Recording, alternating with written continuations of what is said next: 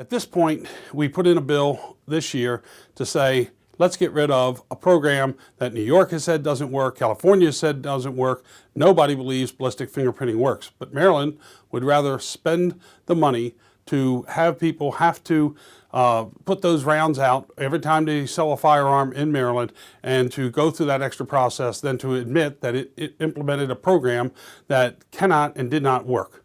So what we did was put in a bill. Let's get rid of it. Let's save some money. Let's save taxpayer money. They're not even going to let the bill be heard. They're not even going to let it have a vote. In fact, what I've been told is no gun bills are going to get any kind of a vote or even get a hearing.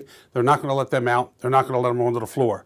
And so no matter how good the bill is, no matter what kind of problem it fixes, the Democratic majority in Maryland has decided you're not going to have an opportunity to talk real about this issue, that they're just going to keep you from having an opportunity as citizens to have your Second Amendment rights exercised, or they're not even going to bother to try to correct some of the grave errors and mistakes that they made last year in the passage of SB 281 when they passed legislation that they had no idea what it was going to do or what the effects were, because there was no input, there was no real study, there was no real information given to those who were voting on this as to what it was that they were going to be voting on. They still don't know.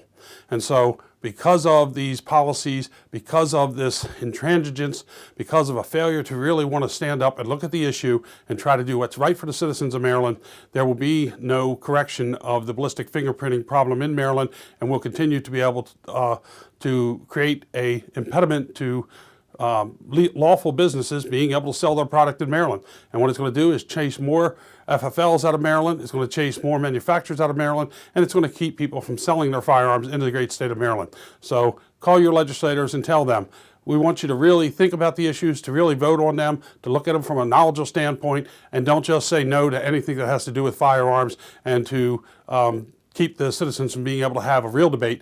People come down here, 5,000 people. They wanted their voices heard. They didn't want to be placated. They want a chance to have democracy actually work. This republic is built on the elected representatives actually doing their job. They're not doing their job when they ignore and refuse to even debate subjects as important as whether or not we should consider continuing a system such as ballistic fingerprinting, which clearly even the most liberal states such as New York and California say do not work. Thank you.